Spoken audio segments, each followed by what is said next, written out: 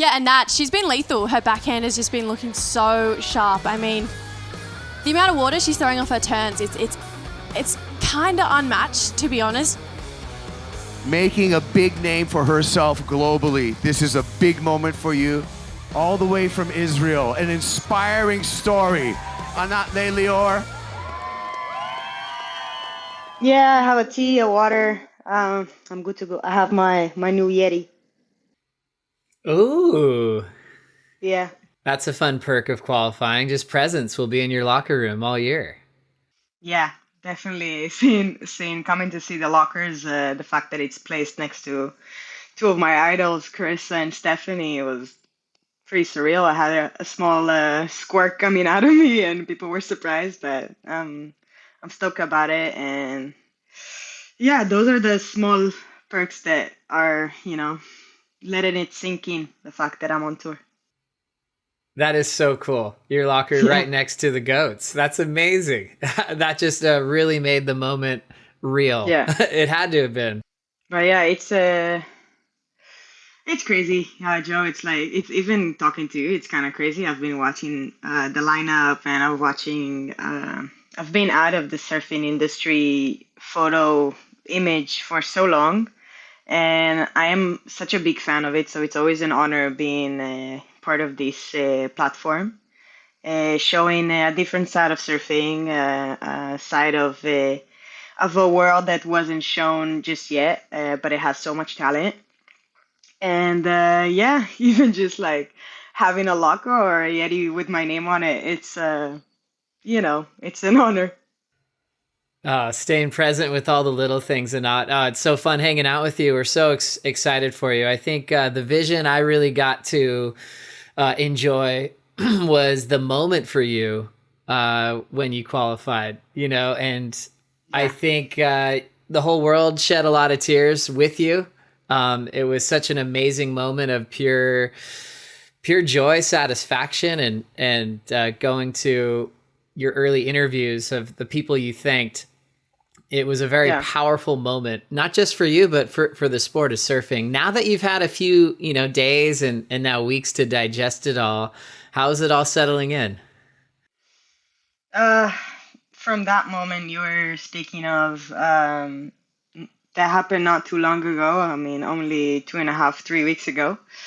I talked about it throughout the interview with Kaipo, and it's amazing because the day before you experience heartbreak by losing almost the opportunity and accepting the fact that the dream faded away. Like it's very much far away from you, but because you don't want to hold on this hope of other people losing, because I know all those girls. Like I know Ellie Harrison, I know Sonoa, I know Sophie, I know India, Anette, all those girls that had opportunities were as much of a dreamers that me. So took a lot to come to the beach and face the fact that I will be waiting for them to lose, which felt horrible. But I guess the stars aligned, and it was my time. And those girls, Ellie, Sophie, and everybody came up to me and said, like, if not me, then you. And I kind of made peace with it, that even though it was not in my hands, it needed to happen the way it did. And I'm thankful for that. Even Ellie Harrison had me for a couple of days in her house just here in Victoria. It shows a lot about us, the surfers, that we are a big family and we take care of each other, even though sometimes we need to wait for them to lose. And yeah, I mean, looking at this achievement for me happening only on my first year on Challenger Series, it's quite a story for me, because I started the year quite lost, and doing the challengers, getting used to the people around in the lineup, who gets more waves, who will give you waves, and you just starting to fill it out, and finishing the year qualifying even in the same place was kind of felt like Matrix, like the world kind of like divided, and I was in the world that I chose to be. And yeah, just meeting all the people now on tour and getting used to the environment and surfing good waves, point breaks. It's only the beginning. I love it. I love it. What a journey. I want to start in the beginning too, just how you fell in love with surfing. I've read some things about you surfing with your sister Noah. Is that right? Is that where it all began Yeah. for you? So yeah, for sure. I live in not a small town, but it's the biggest town in Israel. It's called Tel Aviv. It's quite a noisy and warm town, and we live pretty close to the beach. We used to walk. Me, my older brother Ido, and my younger sister Noah. We used to walk every day to the beach as kids. Our parents don't surf, but we just used to just hang out by the sea, swim, play in the sand. And my parents just told me one day that I asked them to go surf at around 5 years old. As my father is not a surfer, he has a surfboard in his in one of the back rooms. He got it out, took me out to sea, and tried to teach me how to surf.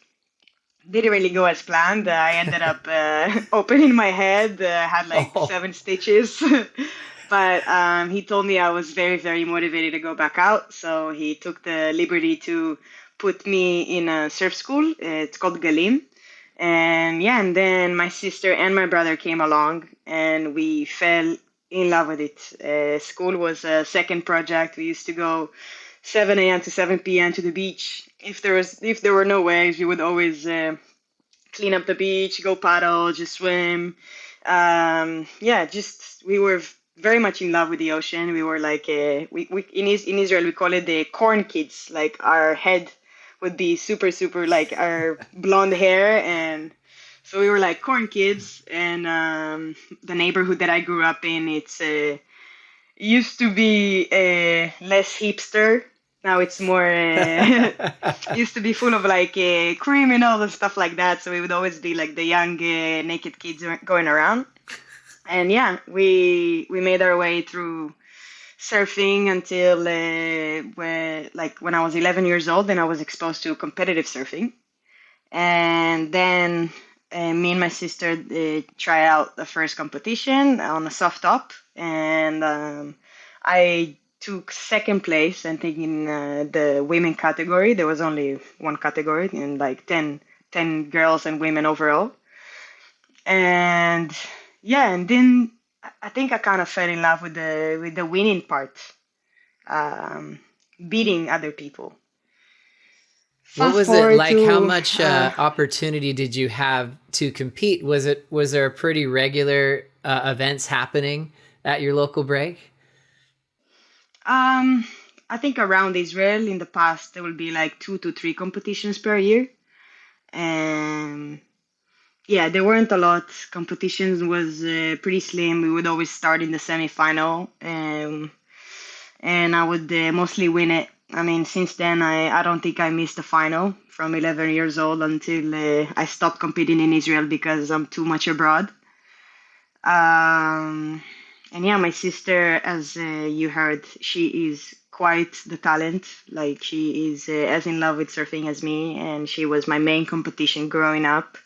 And she'd always beat me, and I'll feel a little bit more upset that I shouldn't have. And when she would take first place, I would always blame the ocean. But it was definitely a healthy competition. Unfortunately, she kind of got injured a couple of times, and it took her out of the water. And when she was out of the water, I kind of like moved forward with my career internationally. But I'll give it to her that the first competitions that we ever did, like when we really fell in love with competitive surfing and we understood how it actually supposed to be, it was her bat mitzvah in Israel. Where when you're 12 years old for a girl or 13, you celebrate becoming mature. So instead of a party, she wanted to go to an international competition.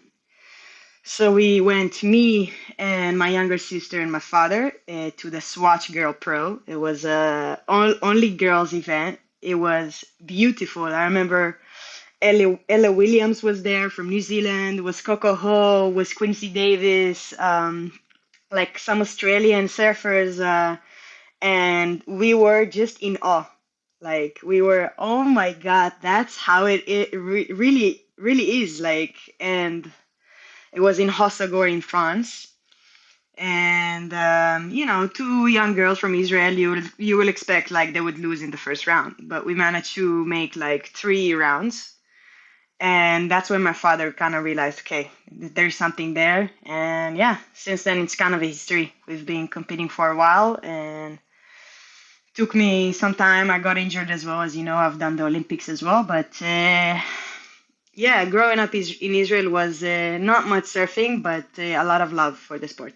What a powerful trip that was for your career, because you're having success at your local beach, and the first chance you had to compete against an international field, and to have that kind of success, your dad realizing there was something that, his daughters had going for them. But how did that feel for you, as far as building your goal to go for the championship tour? Did that happen that day? No, I feel like in that competition, I realized there is an outside world out of Israel. I think that's when I first saw like the Surf's Up movie, and I understood that Kelly Slater and Rob Machado are real life figures. And I love that movie, by the way. yeah, it's an I don't know if you're in it. Your voice is kind of familiar to me, like from there. I wish I was. I'm not. Yeah, I wish for you, but yeah, like I remember like seeing that movie and being like, oh my God, there's an actual pipeline, there's an actual North Shore, there's an actual Rob Machado and an actual Kelly Slater. Like it's real. And then we started watching the tour. But the road, like the dream was never like there. It was more like, okay, like, wow, there's so much to do. And I feel like when I was 16 or 17, I realized that's what I want to do. I wanna be on top. And coming from Israel, I think surfing a third of a year, when all the surfers are surfing like all year round, it was definitely a struggle. And the fact that there aren't many coaches around in Israel. I had a coach. My first coach was Ben Salfati. He's still a coach. He's the national coach. But I moved throughout from a couple coaches in Israel, and I understood that if you really want to grow, you really have to work internationally. And that's where I met my coach after the first Olympics and after my first injury. And that's where I really started to understand what it really takes. Like I've done all the work. Like I've done all the work by myself. I went training without knowing what to train, like doing backside turns without knowing techniques, or trying to practice heats with the boys, even though most of the times I'd lose. And in Israel, there weren't many girls surfing. Like I think I was mostly the only girl in the lineup. And I would always get, I looked like a boy, but I would be like walking around or paddling around the lineup, and people would just kick me out because, that's how it is.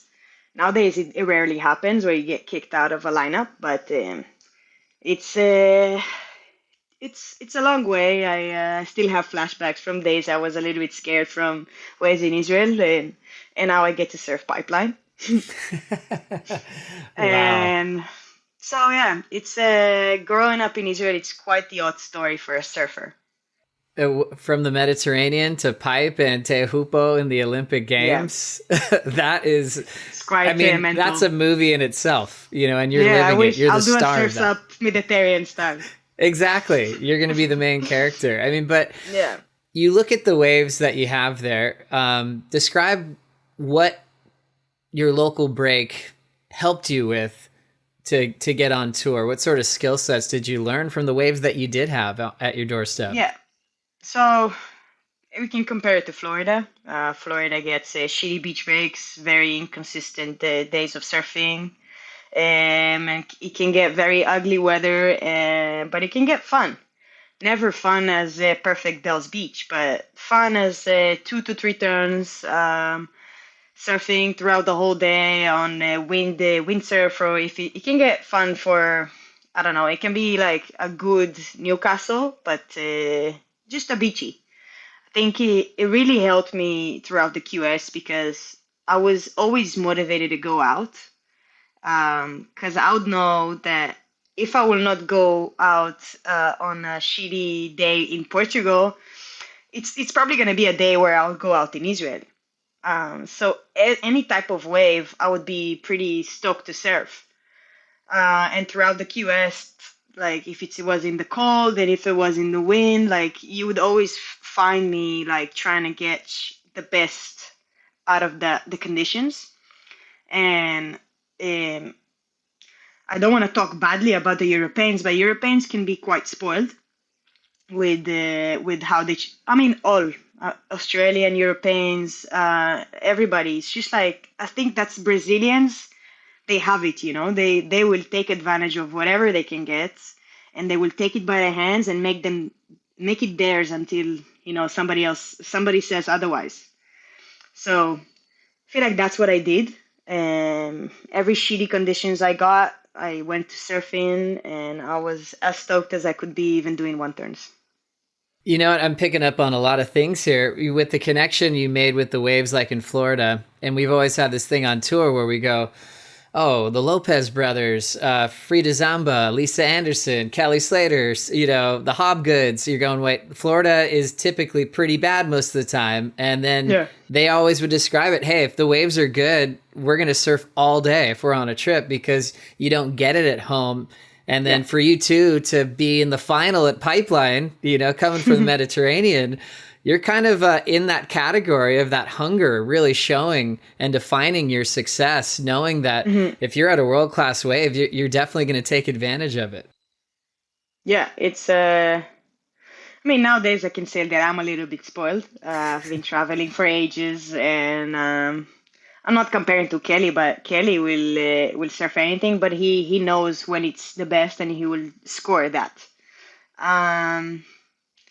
Yeah, I don't know about being world champion or a top class surfer like those people you mentioned. Lisa Anderson is the GOAT, and Kelly is another GOAT. We can open a farm with how many goats you mentioned, but I don't know. I feel like the stoke is real once the waves are fun, and that's all I'm trying to hold on to when I'm gonna be doing the tour. I love it. Yeah, and you've been able to represent 2 times now in the Olympic Games, and you did mention that's where you connected with your coach. Tell us about how preparing for the Olympics has helped you prepare for the championship tour. Since Tokyo and some ISAs and definitely the recent Olympics definitely put me in the environment of the best surfers around. Surfing an empty lineup with John and Katie Simmers while we're having a training session is pretty crazy. Like not a lot of people can say that they did it, and it really it put me in the picture of comparing myself to the world's best. And I saw myself, especially in chopes, like I saw myself being in the top. And the barrels, the ability I guess I somehow got coming from shitty beach breaks in barrels was surprising to me. And I don't know. It really did help me understand that the world's best are the best, and if I can manage to surf with them and still shine throughout a couple of sessions, I belong there. And it gave me the confidence to believe, to keep believing that this dream is possible and it can for sure become a reality, like it did. I love it. Yeah, usually that isn't a quick learning curve like you had, going to heavy water waves, not having those at home, and then being able to step up and, making the final on the Challenger Series at Pipe, training for Teahupo, 2 spots that are going to be really important for your career from here on out, which just kind of leads me to looking at our schedule. this year and all the different events we have on the calendar. If you pick one out that you're looking forward to winning this year, which one would that be? Whoa, all. No, I'm kidding. That's a great answer too. Yeah. I feel like what I've learned most about Tahiti and Hawaii, I'm looking forward to learning Fiji as well. But in Tahiti, I learned how much respect the people of Tahiti have for the ocean, and I feel I learned that I learned a lot from that, and I have so much respect these days to the nature and pipe and Tahiti, and it's gonna be either one of them. It's gonna be a dream come true, like being a pipe master, or if it's gonna be a Tahiti pro champ, like Chopu is, yeah, just scary waves and big barrels are the one that you most are excited.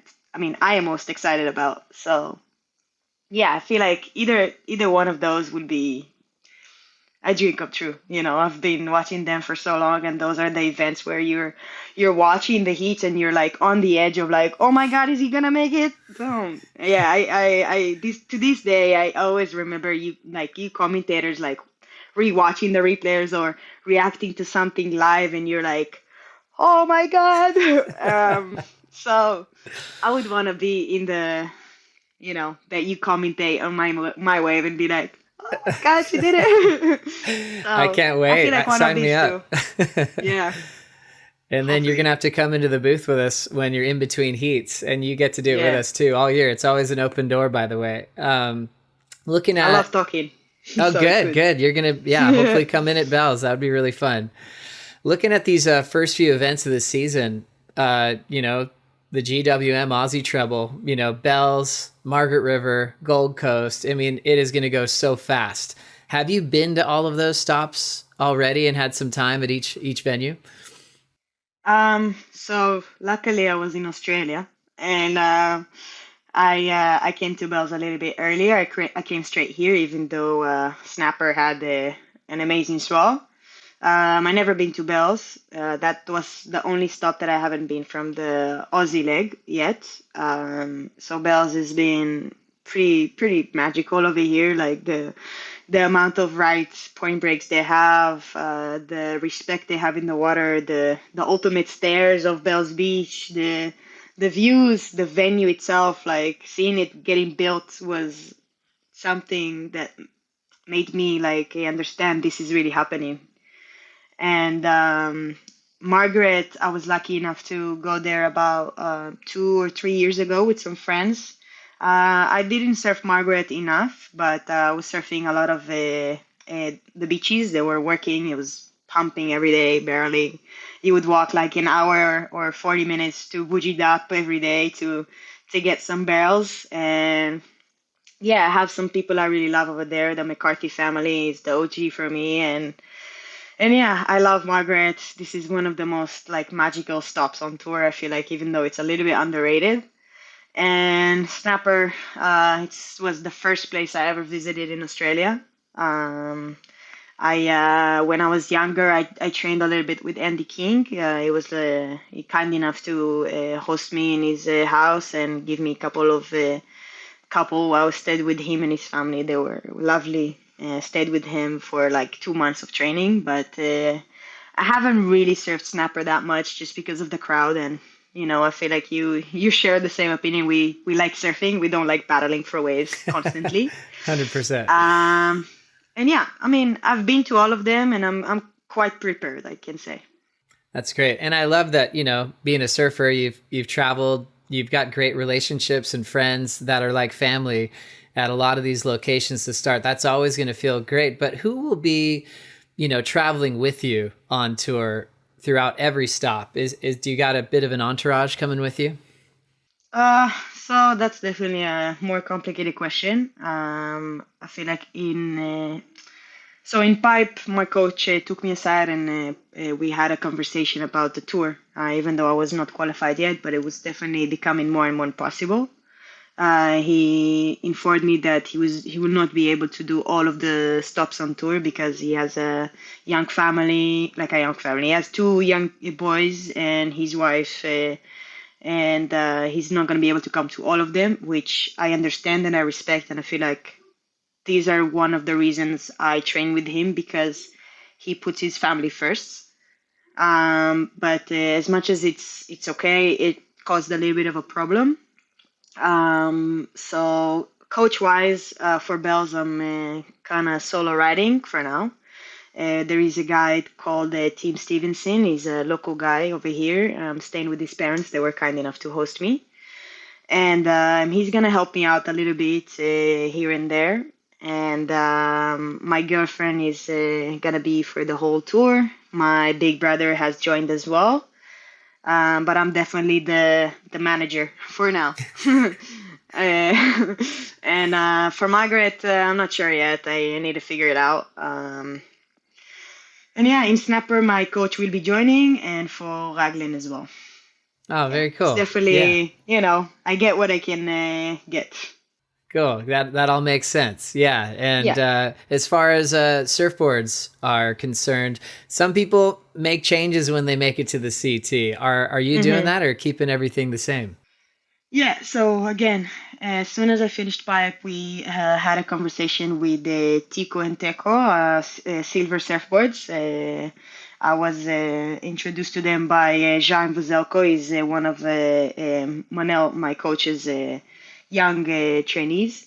And we did another batch just in case we have boards. And yeah, they honestly just arrived yesterday, most of my other boards. And I'm quite stoked with the batch. I'm fully prepared for whatever comes. If it's a huge, if it's the box, I don't know, like whatever's gonna come, I'll be head down and ready for it.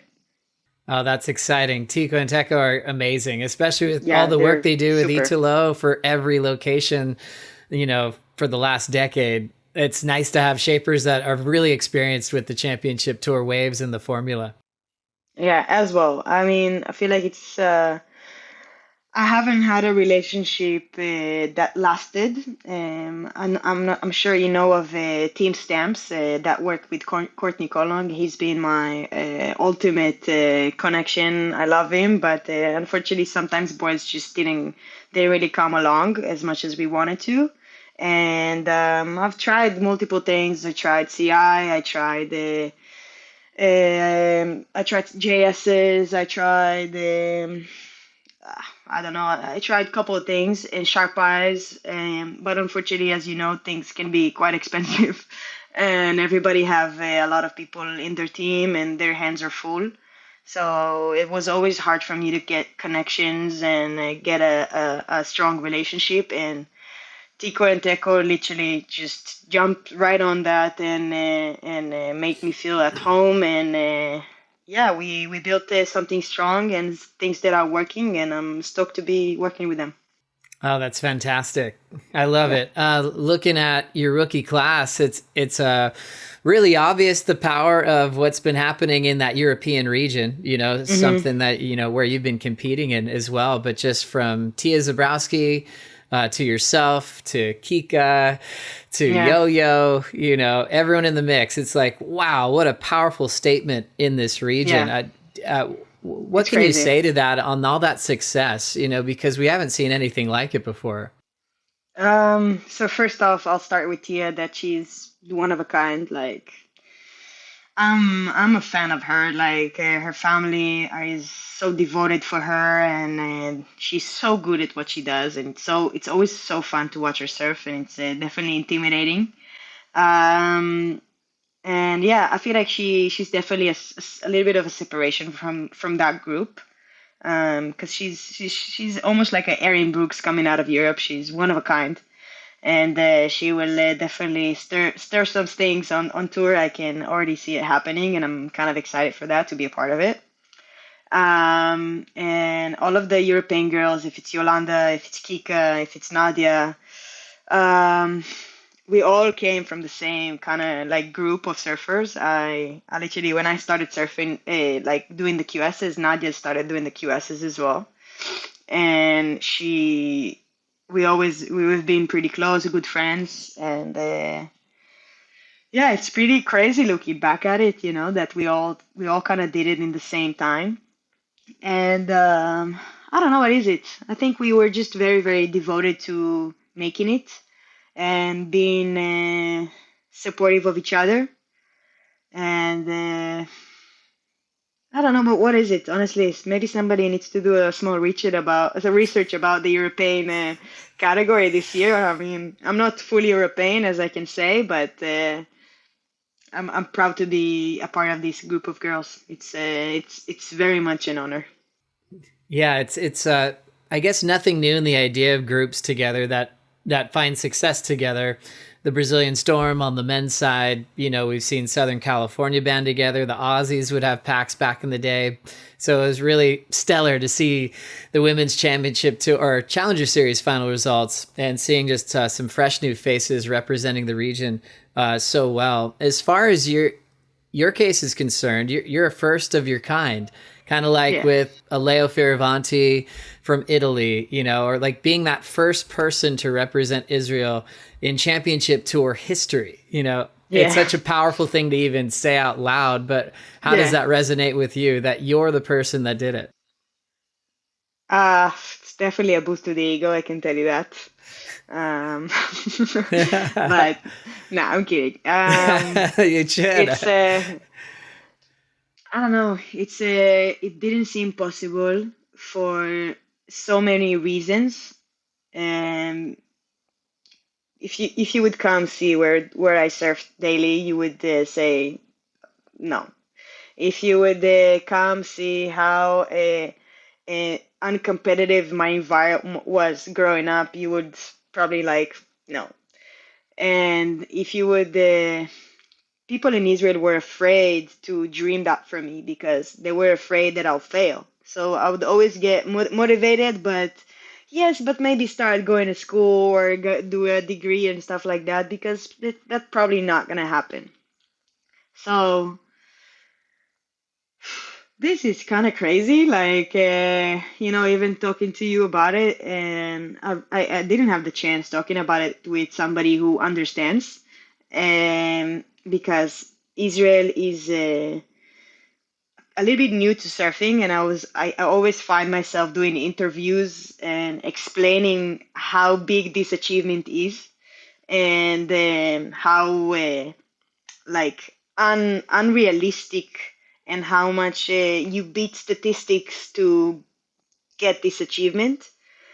And I don't know. I guess I was talented enough. Like I always have this assumption in myself saying like if I was 14, if at 14 my father would be like, okay, we're gonna move now to Australia, like kind of like Leo did, like move to France, be with the be around surfing more, without be like the next year Zabrowski, or without be like that. Because it's crazy that I made it with the amount of surfing I did throughout the years.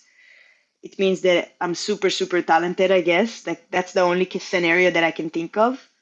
And I'm stubborn. I'm very, very stubborn. So I don't know, like the explanation just doesn't work in my head. Like trying to think about it, trying to justify this achievement, it doesn't seem reasonable for it to happen.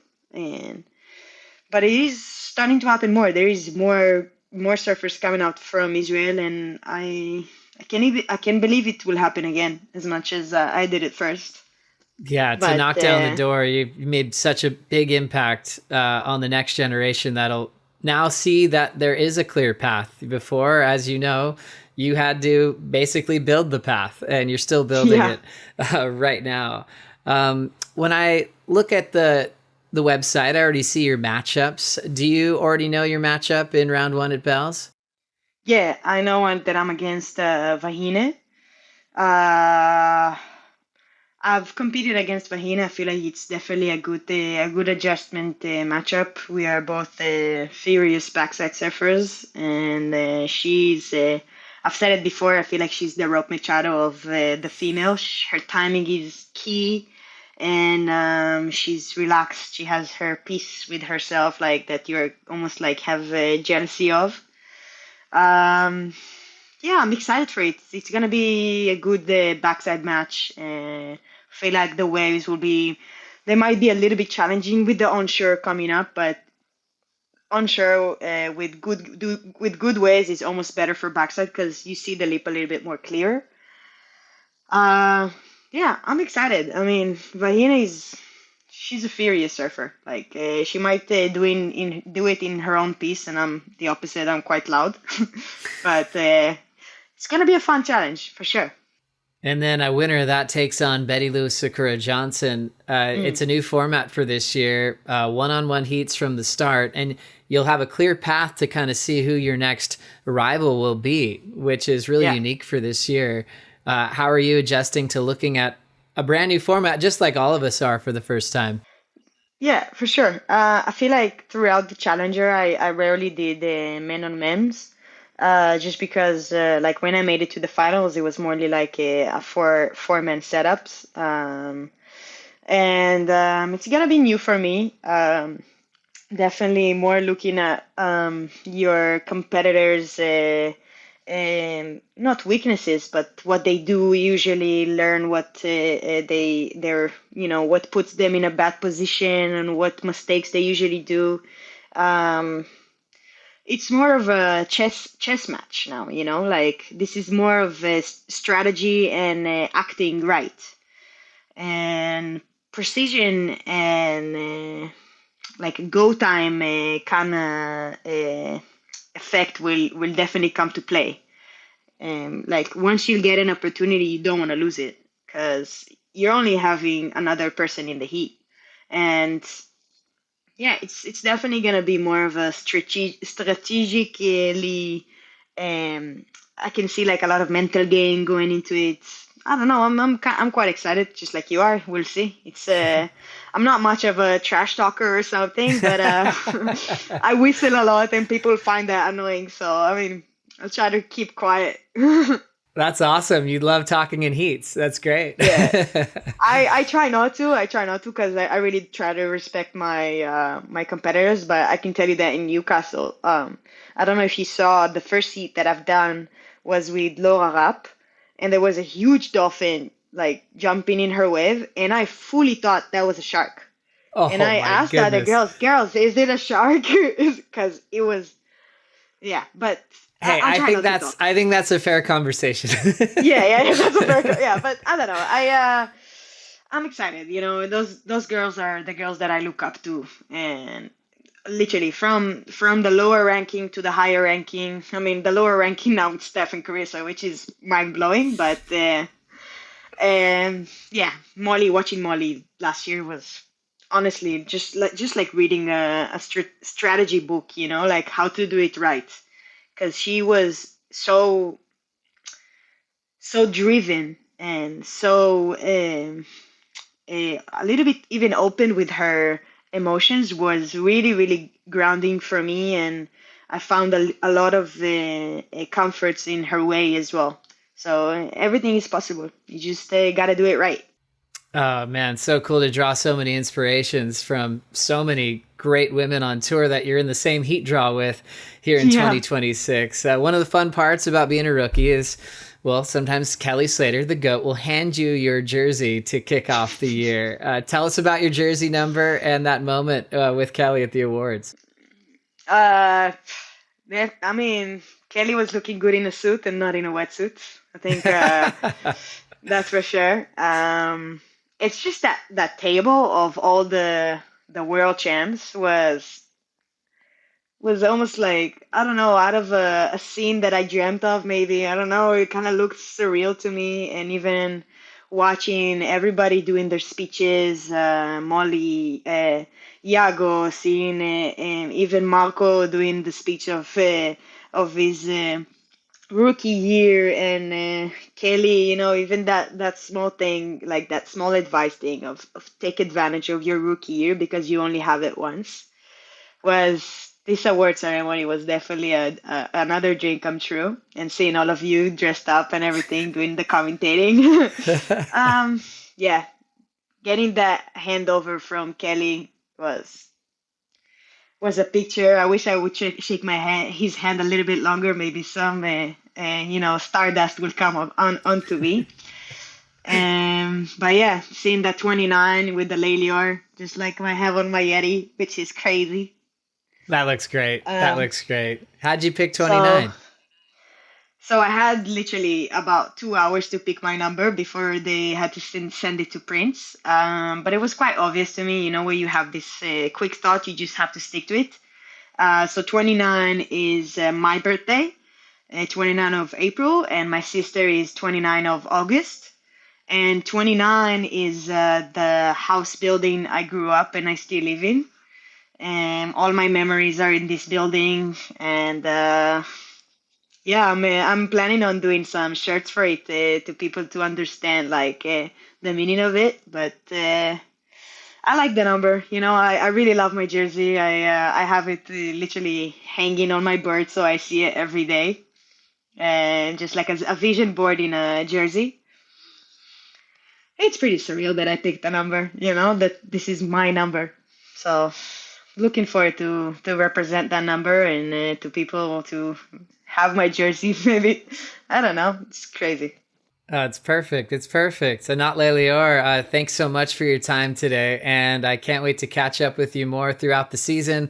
Like I said before, it's always an open door in the booth when you want to call heats with me. I know you've studied a lot of surfing for a very long time. So I love your surf mind and I want the world to hear more of it. So thanks so much and best of luck, best of waves at Bells Beach. Thank you so much, Joe.